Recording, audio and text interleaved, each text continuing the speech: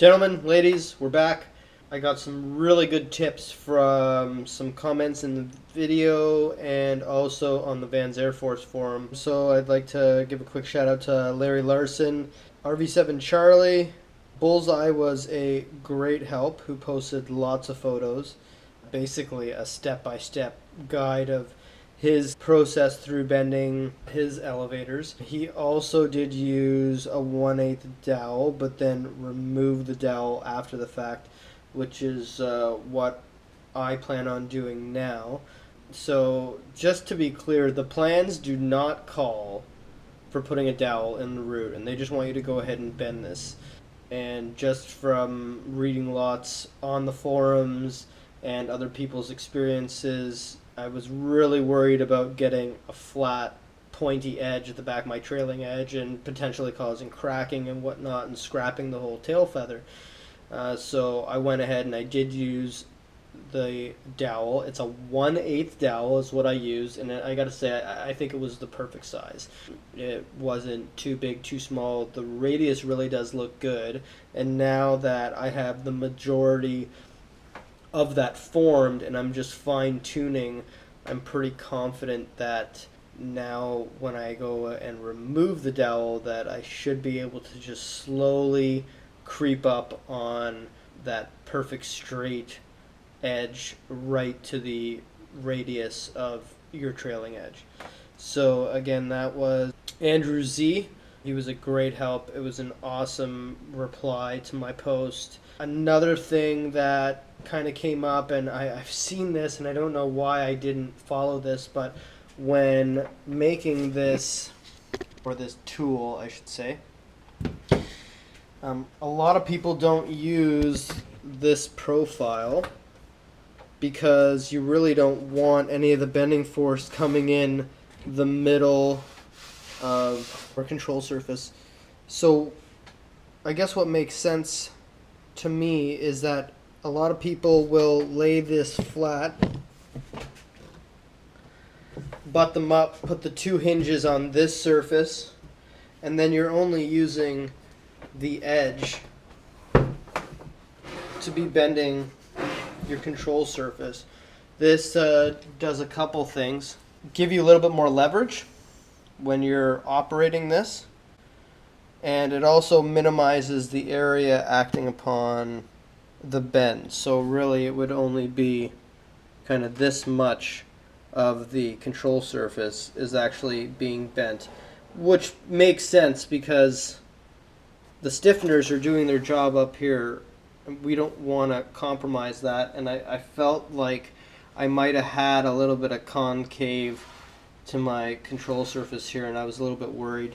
It came up, what is the flight characteristics changes about, you know, the dreaded bulge or the concave or overbending. RV7 Charlie noted rounder trailing edges give lighter control feel but less effectiveness. Sharper gives slightly heavier feel but more effectiveness. Just as per the plans, get it as close as we can to our straight fall off. So another thing I'll mention to you guys is one thing that surprised me about this whole process is it really does take a fair amount of force to bend this trailing edge. It's not like you're just going to kink it right away. The skins are actually fairly strong. I kind of want this skin to be relaxed in the position where the spar is going to enter. So as you can see, you know, like we have a massive gap here, like a pretty big gap here.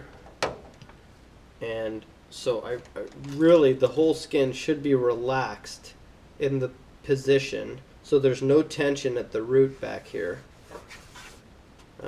where the spar kind of sits in.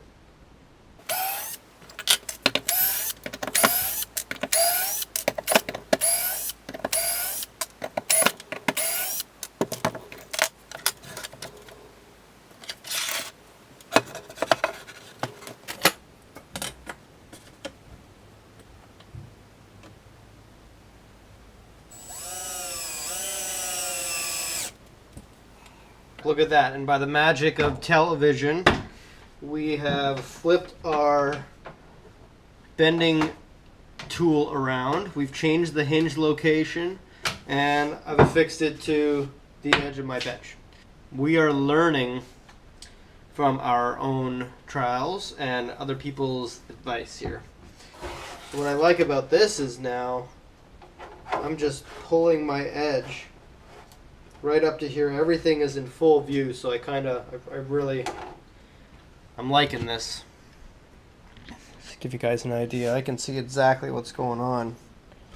You know, I don't have a dowel in there now, but as you can see, I'm only acting on a small portion, and I have a lot more leverage. So I'm just gonna creep up on this just a little bit.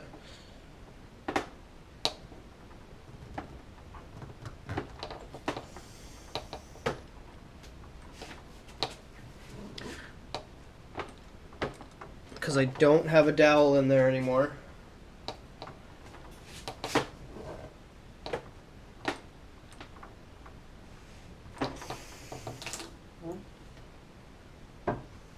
Okay.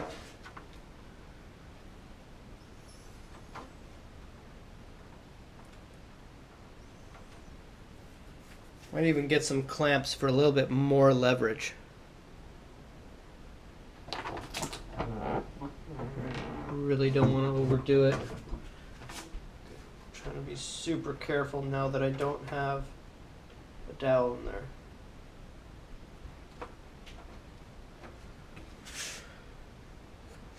I think it's time to check it with our straight edge.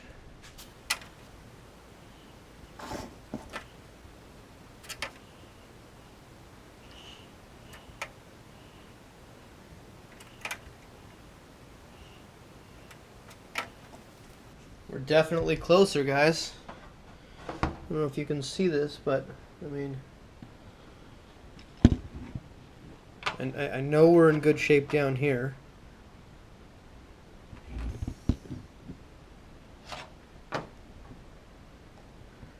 It's just one bay here, this one station. Just may need a little bit more.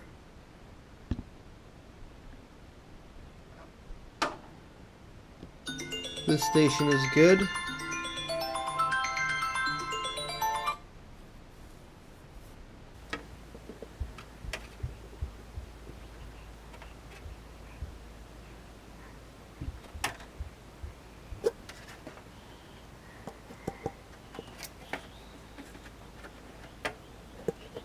Now this guy might become cave, but there's no rib in there yet, so I really want you guys to see this. If you sight down, I think that is pretty decent.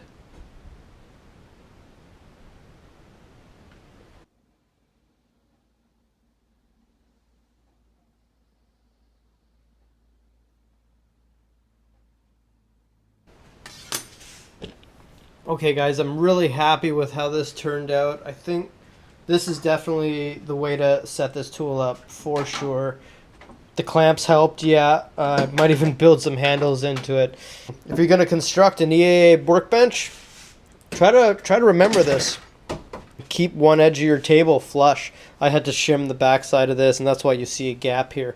But I figured it didn't really matter. The idea was to get the plane in the same area, so I could just kind of move this right in and get a good bend. And I gotta say, it worked out pretty well. I'm gonna get the skeleton cleat in again, so we can kind of we'll double check it then. But I think I'm definitely at the hand seaming stage. And when I sight this root, it's looking good. It's not looking pointy. I don't think we have any issues or potential cracks or anything like that. I'm really happy with the radius that's in there.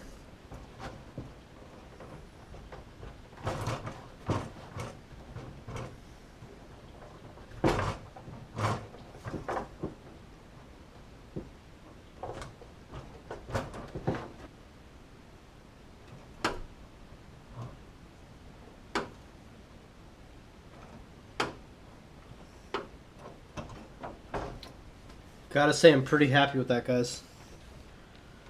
I think we finally got it.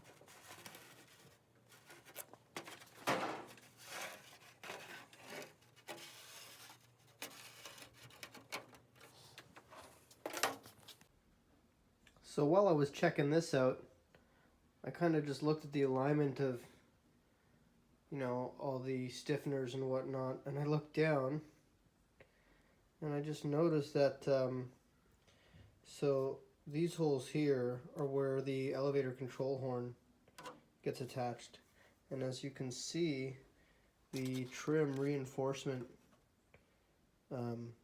interferes with a couple of those holes. Once the skeleton is put together and there are rivets bucked in those holes, that's obviously going to interfere there. And I have to double check the plans, the manual instructions. I don't really remember reading about that, but sure enough, I come over and I look at these plans and I'm just kind of staring away, and then if I look real close at here, you can actually see that reinforcement plate is notched around those two rivets, you know, right there and there. So that's something I got to take care of. I guess I missed that. So I'm gonna get that marked and looked after, and then I'm gonna have to mix up a little bit of primer and just look after that one little area right there and there. That's something I stumbled across.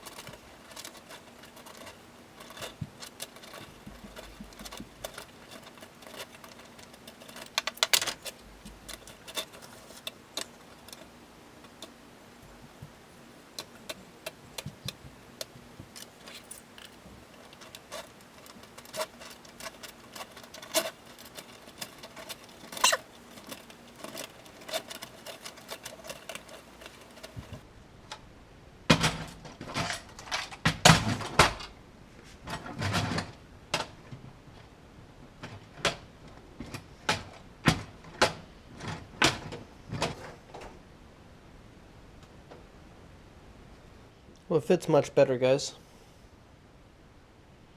Now I have to line up the trailing edge and get this hinge in there. Fool around with that. I got the elevator all bent. You guys saw that. I was bending the trim tab. That went very well. There's still a little bit fine tuning I'm going to have to take care of with the blocks. But for now, this went very well.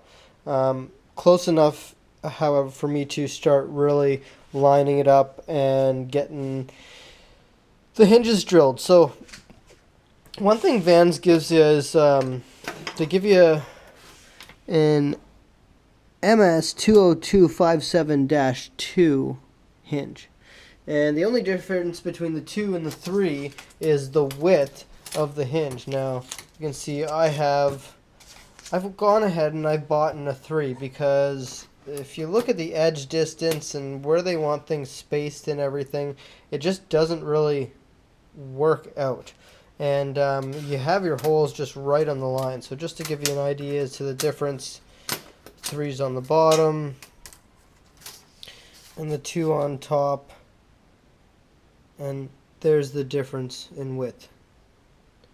It's not much, but what I figure is it gives me a little bit of extra leeway so I can drill the holes, and if I want to come back and shorten it or trim up the sides, you know, with a deburring wheel after the fact, fine, but at least I'm not basically drilling a hole right on the edge of my edge distance criteria and scrapping the hinge. I don't know if that's the right move, but I've gone ahead and I've done it anyways. You know, experimental aircraft and everything. Just in looking at the photos, that's kind of where I'm going to be cutting the hinges, and it actually is inset from the edge of the trim tab, so it'll be about there, obviously centered up. I'm gonna go ahead and draw my go no-go line on the hinges, and then make sure that I am drilling a hole on the other side of that go no-go line. They call for no less than 332 of a gap in this seam right here, and I'm probably just going to take a couple TIG welding filler rods and get them in there just to help me out. As you can see, I've gone to my local metal supply store, just grabbed a 5-foot chunk of angle, 3/16 aluminum angle, 1x1, just to line the edge of the trim tab up with the edge of the trailing edge of the rest of the elevator, which is why, you know, everything had to be bent properly, and so I think I'm in good shape to be taking care of this now. It is, you know, a really nice guide for sure. So the next step is to get this hinge probably Cleco clamped into place, and I'm going to start marking things out and make sure our gaps are correct, and then we'll get to some match drilling. Okay, so I got my minimum edge distance all laid out. I got that as per my mil specs.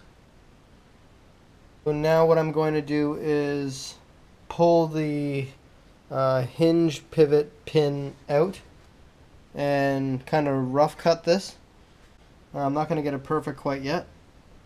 For the rest of the assembly, I'm going to take the pin out of this guy and put it in here.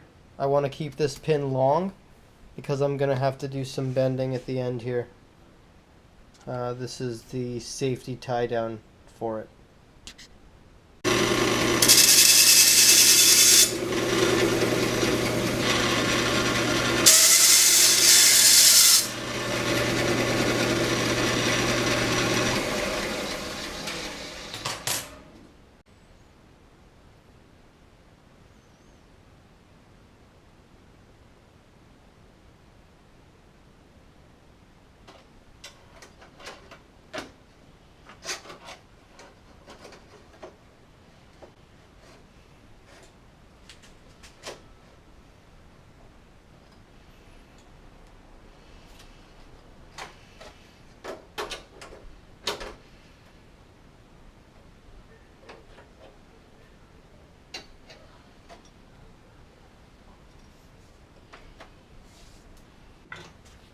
Okay, drilling the hinge.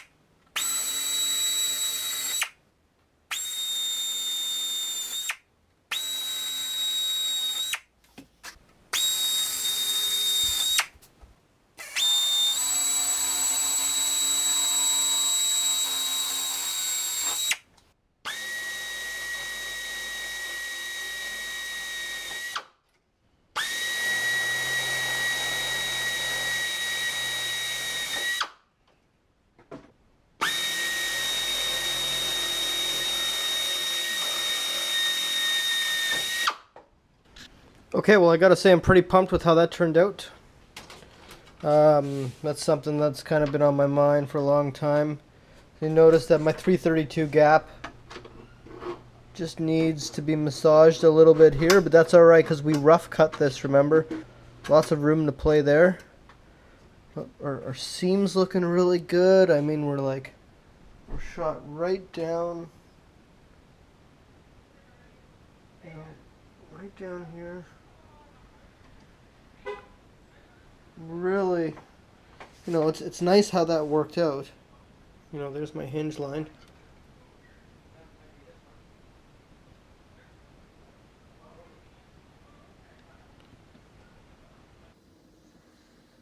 Okay guys, check it out. Something I wanted to point out to you, something I just picked up on here. If you notice, the elevator trim tab hinge is contacting the root of the spars. And that's not good. Once it's all deburred and we get all that flashing out of there, it's really important we make sure that this is nesting properly and not really in contact with the root. Let's see here. So this is probably why Vans wants you using that thinner hinge, so it doesn't contact. Like this guy is pretty close, but I still kind of prefer it this way because I haven't edge deburred this at all. This hasn't been touched. It's a fully factory. You can see the shear marks and my rough marks and everywhere. So once I clean this up, I think I'm just going to draw a no-go line from the edge of the holes, and then I can sand this hinge back to that. That way my edge distance isn't compromised, and it should bring me away from the root of the trim tab spar here and here. Now I was also kind of just double checking this area, looking over the plans again, and you know, just remembering how I'm gonna go about machine countersinking. So obviously the top of this spar is gonna be machine countersunk for the dimple I add to the top skin. That way the hinge will receive a flat surface to butt up against, and the rivet will come down and be bucked on the bottom of the hinge. And the same thing is going to happen for here. The trim tab spar will be machine countersunk to accept the dimple on the trim tab skin, so that the hinge will have a flat surface to butt up against. Well, it's starting to look like a control surface. That's probably where I'm going to end off video 3. Pretty happy with this week's work. Got everything pretty well bent now. Happy with how everything worked out there. Pretty happy with how the hinges worked. Got a little bit of finishing work to do here. Got a little bit of finishing work to do on the hinge. Got some deburring to do. I feel comfortable about deburring all these edges now. We can start talking about ribs now for the trim tab, which of course, you guys have seen I got started on. You know, here's kind of one bit of a prototype. That's still pretty close. Still pretty close, but gonna be tough to get that back there. And I can already tell, just based on, you know, how fat that is compared to how skinny that is. I have the other side kicking around somewhere, I think, but we have 2 to make here. Open to suggestions there if anyone has any, or alternatives, if anyone has used maybe balsa wood and fiberglass, or something similar to what you would use on fiberglass tips. I know these guys are capped with balsa wood, sometimes construction rigid foam, and then fiberglass. It'd be great if we could, you know, start talking about that, because I will be doing my tips and whatnot once I get my pre-closure inspection taken care of. I hope everyone enjoyed the video. If you have any comments, concerns, if you see me doing anything horribly wrong, please let me know. I'd really appreciate it. But I hope you guys all learned something. I am every day. Keep on building.